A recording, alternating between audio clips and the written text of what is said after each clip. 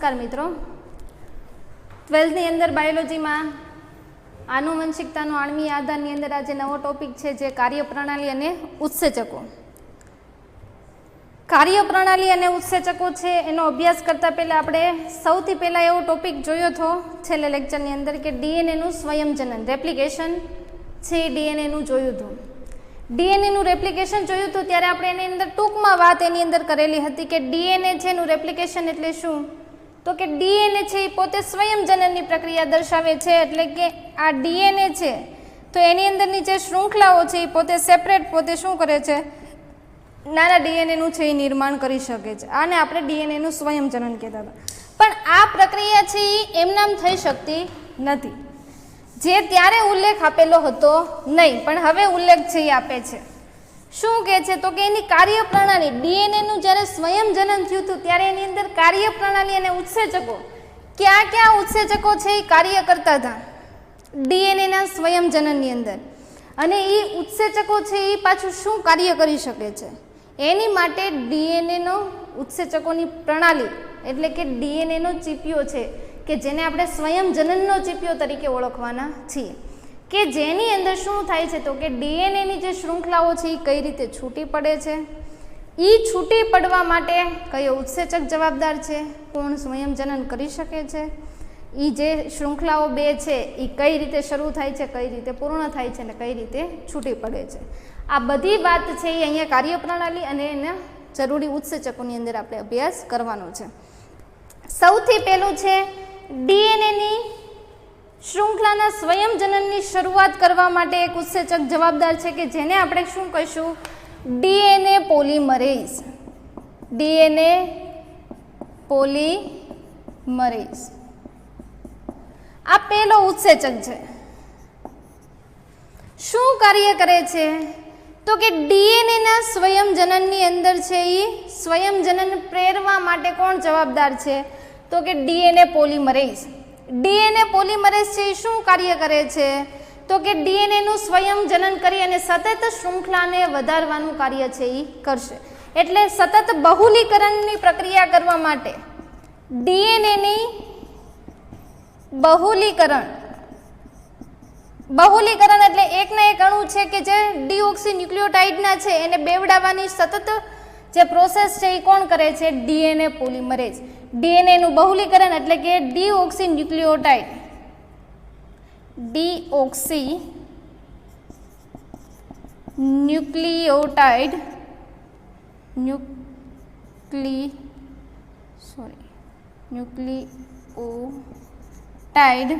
ને વધારવાનું કાર્ય છે એ શું કરે છે, બેવડાવવાનું કોણ કરે છે, ડીએનએ પોલિમરેઝ. બરાબર. તો ડીએનએ પોલિમરેઝ છે એ શું કાર્ય કરે છે આપણે કહી શકીએ તો કે સતત છે ડી ન્યુક્લિયોટાઇડ છે, ડીઓક્સી ન્યુક્લિયોટાઇડ છે એનું બહુલીકરણ કરે છે અને ત્યારબાદ શું કરે છે તો કે સતત છે એ ઉર્જાની દ્રષ્ટિએ પણ ઉર્જા પણ પ્રાપ્ત કરે છે અને ત્યારબાદ છે એ ડીએનએનું સ્વયંજનન કરવાની અંદર ભાગ લે છે.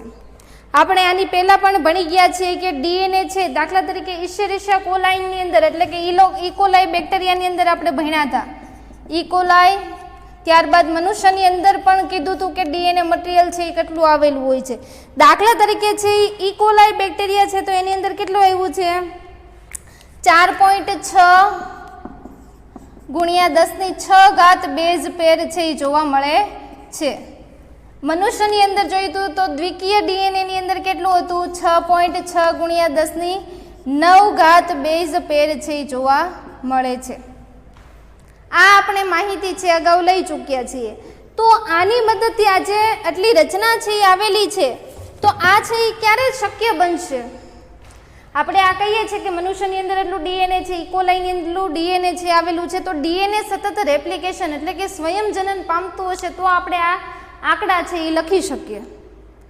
દાખલા તરીકે ડીએનએનું મનુષ્યની અંદર સ્વયંજનન કરવું છે તો એક સ્વયંજનન પૂર્ણ કરતા એની અંદર કેટલો સમય લાગે છે, 18 મિનિટનો સમય છે એ લાગે છે. તો સેકન્ડના ભાગની અંદર 18 મિનિટ લાગે છે ત્યારે એટલું ડીએનએ છે એનું રેપ્લિકેશન થઈ શકે છે. તો એક સેકન્ડની અંદર આપણે અહીંયા 1 સેકન્ડ જ તમારી અંદર આપેલું છે અથવા તો આપણે એને કહી શકીએ પ્રતિ સેકન્ડે એટલે પ્રતિ સેકન્ડની અંદર ડીએનએ છે એ કેટલું થાય છે તો કે 2000 બેઝ પેર છે એ પ્રતિ મિનિટે શું કરી શકે છે, બેવડાવી શકે છે, એટલે સ્વયંજનન છે એ કરી શકે છે.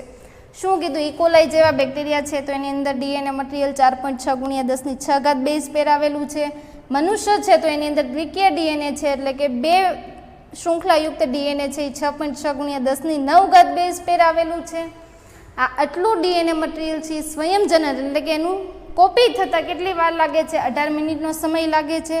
પ્રતિ મિનિટે કેટલું 2000 બેઝ પેર છે એનું શું કરે છે, સ્વયંજનન છે એ કરી શકે છે. આ ડીએનએની આપણે સ્વયંજનનની વાત કરી. હવે શું છે તો કે ડીએનએની અંદર છે આપણે એમ કીધું કે પોલિમરેઝ જે ઉત્સેચક છે કે જે શું કરે છે તો કે ડીએનએ પોલિમરેઝ છે એ અન્ય બીજું શું કામ કરે છે તો કે કેટલાક ઉત્સેચકોની એની અંદર પણ જરૂર પડે છે.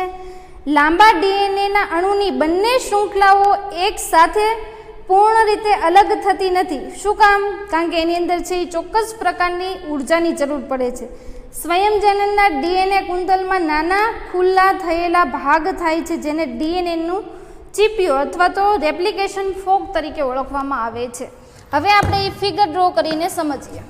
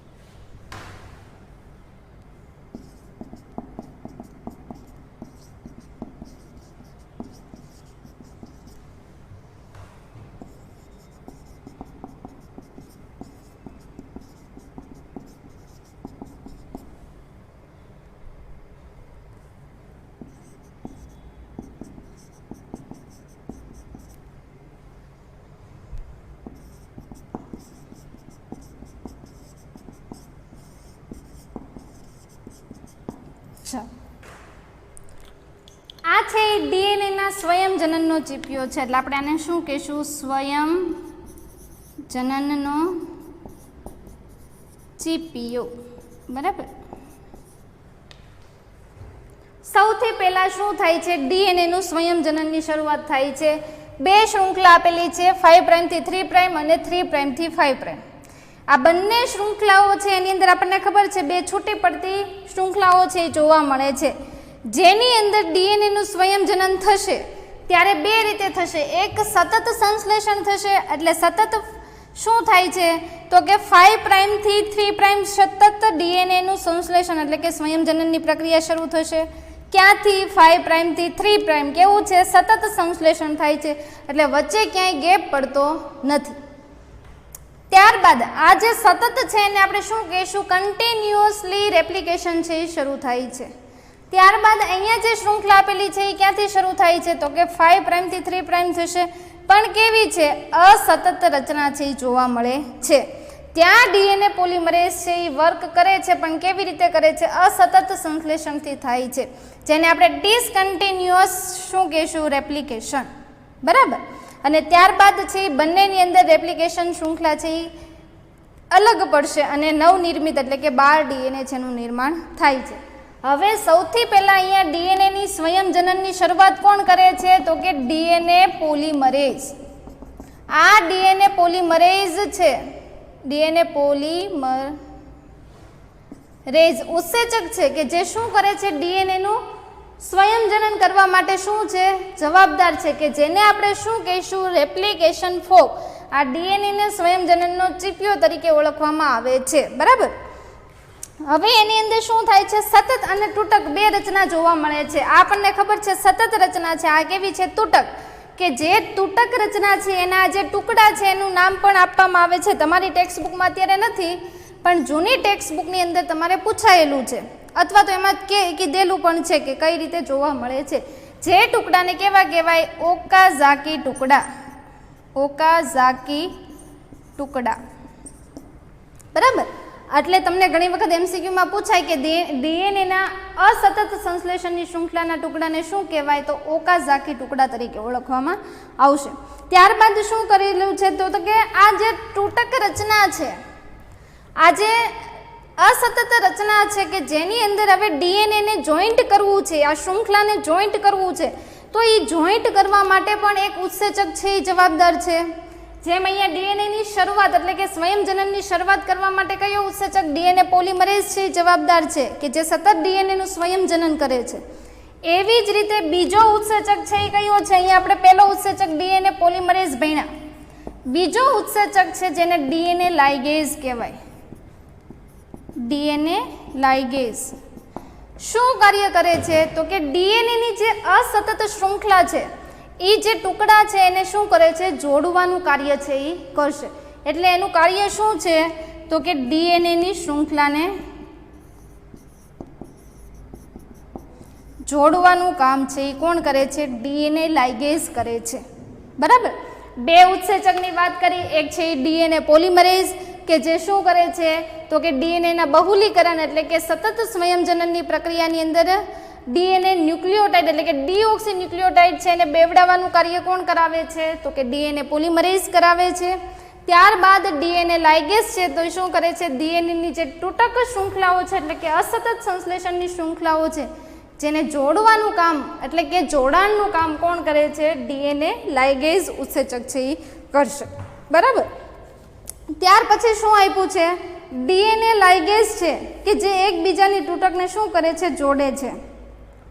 ત્યાર પછી આપ્યું છે ડીએનએ પોલિમરેઝ પોતે સ્વયંજનનની શરૂઆત નથી કરી શકતો, પણ ડીએનએ સ્વયંજનનમાં ગમે ત્યાં શરૂ થઈ શકતી નથી, પણ ઇકોલાઈમાં ડીએનએમાં કેટલાક નિશ્ચિત સ્થાનો કે જ્યાંથી સ્વયંજનનની શરૂઆત થાય છે જેને સ્વયંજનનનું ઉત્પત્તિ સ્થાન કહેવાય છે. જો ડીએનએની અંદર પોતે ડીએનએ છે કોઈ પણ જગ્યાએથી સ્વયંજનન જાતે કરી શકતું નથી, પણ ઇકોલાઈ જે બેક્ટેરિયા છે કે જેની અંદર શું છે, સ્વયંજનનની ઉત્પત્તિ સ્થાન આવેલું છે, દરેક જગ્યાએથી પોતે કરી શકે છે. એટલે એ ઉત્પત્તિ સ્થાનને શું કહે છે, તો કે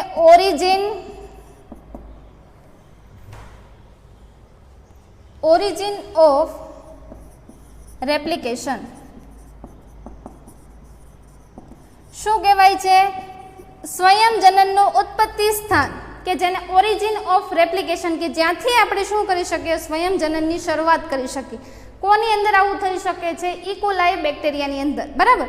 તો ઘણી વખત તમને પૂછે કે ઇકોલાઈ બેક્ટેરિયાની અંદર ડીએનએનું સ્વયંજનનનું શરૂઆતનું સ્થાન છે ને શું કહેવાય, ક્યાં તરીકે ઓળખાય, તો ઓરિજિન ઓફ રેપ્લિકેશન તરીકે ઓળખવામાં આવે, કે જેની મદદથી શું થાય છે, ડીએનએ છે એ સ્વયંજનન છે એની જાતે કરી શકે છે. આપણી અંદર એવું ઝડપી થઈ શકતું નથી. બરાબર. ત્યારબાદ ઇકોલાઈની અંદર જે ઉત્પત્તિ સ્થાન છે એને આપણે ઓરિજિન ઓફ રેપ્લિકેશન નામ આપ્યું છે. સ્વયંજનનની ઉત્પત્તિના સ્થાન રૂપે ડીએનએના ટુકડાની જો જરૂર પડે તો પુનઃ સંયોજિત ડીએનએ પદ્ધતિ દ્વારા પણ મેળવવામાં આવે છે. પુનઃ સંયોજિત ડીએનએ પદ્ધતિ એ આપણે ચેપ્ટર છે બાયોટેકનોલોજીની અંદર છે એ ભણવાનું છે, ત્યારે આપણે વધારે ડિટેલમાં જોવાનું છે. અત્યારે તમારે અહીંયા પુનઃ સંયોજિત ડીએનએ એટલે ફરીવાર નિર્માણ પામતું ડીએનએ એવું યાદ રાખવાનું રહેશે. ત્યારબાદ વાહકોની પણ જરૂર પડે છે, એની અંદર પણ વાહકો આવે, ક્લોનિંગ વાહક આવે છે. આ બધા વાહકો આપણે ત્યારે વેક્ટર છે એ બધા ભણવાના આવશે. બરાબર. ત્યારે આપણે ડિટેલમાં છે અભ્યાસ કરવાનો રહેશે. આમ વાહક છે એ સ્વયંજનનનું ઉત્પત્તિ સ્થાન છે એ પૂરું પાડી શકે છે. વળી સ્વયંજનનની બધી જ વિગતો સમજી શકાય નહીં. સુકોષ કેન્દ્રીય કોષ છે તો ડીએનએનું સ્વયંજનન છે સુકોષ કેન્દ્રીય કોષ. આ જે સુકોષ કેન્દ્રીય કોષ છે એની અંદર કોષ વિભાજનના જુદા જુદા તબક્કા આવે, G1, G2, G0, G1, S, G2 અને એમ આવા 5 તબક્કાની અંદર ડીએનએ એટલે કે કોષ વિભાજનની પ્રક્રિયા છે થાય છે. એની અંદરનો જે એસ તબક્કો છે કે જેની અંદર શું થાય છે, એસ તબક્કાની અંદર છે એ ડીએનએનું સ્વયંજનનની પ્રક્રિયા છે એ થાય છે. તો ઘણી વખત પૂછાય કોષ વિભાજનના કયા તબક્કાની અંદર ડીએનએનું સ્વયંજનન છે એ થાય છે, તો આપણને ખ્યાલ હોવો જોઈએ કે એસ તબક્કાની અંદર શું થાય છે, ડીએનએનું સ્વયંજનન છે એ થાય છે. ત્યાર પછી છે એ અનુબદ્ધ રીતે ડીએનએ છે એ સ્વયંજનન બાદ કોષ વિભાજન ન થાય તો ત્યાંની અંદર છે એ રંગસૂત્રની અનિયમિતતા એટલે કે પોલીપ્લોઇડી શબ્દ છે એ તમે આગળના ચેપ્ટરમાં 5મા ચેપ્ટરમાં ભણી ગયા છો. પોલીપ્લોઇડી છે એ જુદા જુદા પ્રકારની હોઈ શકે, એની અંદર પણ તમે ભણી ગયા છો. જુદી જુદી રંગસૂત્રી અનિયમિતતાથી થતી ખામીઓ જોવા મળે છે. કઈ રીતે ખામીઓ જોવા મળે છે, ટ્રાયસોમી, મોનોસોમી, નલીસોમી, ટેટ્રાસોમી આવી જુદી જુદી ખામીઓ છે એ થાય છે. આ જો રંગસૂત્રમાં અનિયમિતતા એટલે સ્વયંજનન વ્યવસ્થિત નહીં થાય તો અનિયમિતતા જોવા મળે છે, એની કારણે પોલીપ્લોઇડી જોવા મળે છે. દાખલા તરીકે ટ્રાયસોમી હોય તો તમે 2n+1 કરો છો, નલીસોમી છે તો એમાં 2n-2 કરો છો, ટ્રાયસોમી છે ટેટ્રાસોમી છે તો એની અંદર 2n+2 કરો છો. તો આ બધી જુદી જુદી છે એ શું છે તો કે રંગસૂત્રની અનિયમિતતા છે એ જોવા મળે છે. આ બધી જ અનિયમિતતાથી કંઈક ને કંઈક રોગ છે એ થાય છે, બરાબર. તો અહીંયા છે આપણે ડીએનએના જે સ્વયંજનનનો ચીપિયો છે એટલે આપણે એને શું કહીએ છીએ તો કે ઓરિજિન ઓફ અથવા તો રેપ્લિકેશન ફોક તરીકે ઓળખવામાં આવે છે, કે જેને સ્વયંજનનનો ચીપિયો કહીએ. તમને ઘણી વખત પૂછાય કે ઓરિજિન ઓફ અથવા તો સ્વયંજનનનો ચીપિયો વર્ણવો, અથવા તો તમને શું પૂછે તો કે રેપ્લિકેશન ફોક છે એ વર્ણવો, તો તમારે શું આ ચીપિયો છે એ દોરવાનો છે. ત્યારબાદ એની અંદર 2 મુખ્ય ઉત્સેચકો છે, ડીએનએ પોલિમરેઝ અને બીજો આપણે જોયું ડીએનએ લાઇગેઝ. ડીએનએ પોલિમરેઝ છે તો એ પોલીન્યુક્લિયોટાઇડ શૃંખલા એટલે કે ડીઓક્સીન્યુક્લિયોટાઇડ શૃંખલાને સતત બેવડાવી અને સ્વયંજનનની પ્રાપ્તિ કરે છે અને શું કરે છે તો કે સ્વયંજનનની શરૂઆત કરશે. ડીએનએ લાઇગેઝ છે તો એ શું કરે છે, અસતત સંશ્લેષણ જે થાય છે એને શું કરે છે, પૂર્ણ કરે છે એટલે કે જોડવાનું કાર્ય કરે છે. ત્યારબાદ અહીંયાથી શું થશે, આ બંને શૃંખલા છે એ પોતે સ્વતંત્ર રીતે છે એ નિર્માણ પામશે. એ જે ટુકડા છે એને આપણે શું કહીએ છીએ, ઓકાઝાકી ટુકડા તરીકે ઓળખીએ છીએ, બરાબર. આ આટલું છે એ તમારે આજે આ ડીએનએની કાર્યપ્રણાલી અને ઉત્સેચકની અંદર અભ્યાસ કરવાનો હતો. ત્યારબાદ તમારે હોમવર્કની અંદર આ આખો ક્વેશ્ચન છે કે જે ડીએનએ પોલિમરેઝ અને લાઇગેઝ છે એનું કાર્ય શું છે એ તમારે છે એ વર્ણવવાનું રહેશે અને યાદ રાખવાનું રહેશે.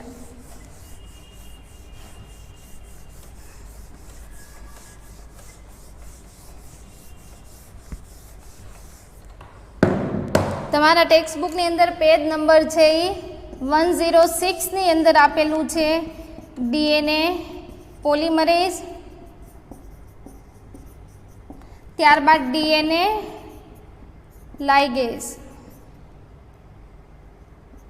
આ બંને ઉત્સેચકોના કાર્ય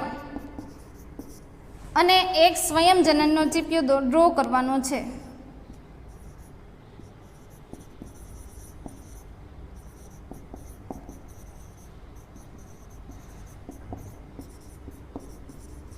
ડીએનએના સ્વયંજનનનો ચીપિયો ડ્રો કરવાનો છે. ડીએનએ પોલિમરેઝ અને ડીએનએ લાઇગેઝ છે આ બંને ઉત્સેચકોના કાર્ય છે એ તમારે એક વખત સારા અક્ષરે લખવાના છે અને યાદ રાખવાના રહેશે, બરાબર.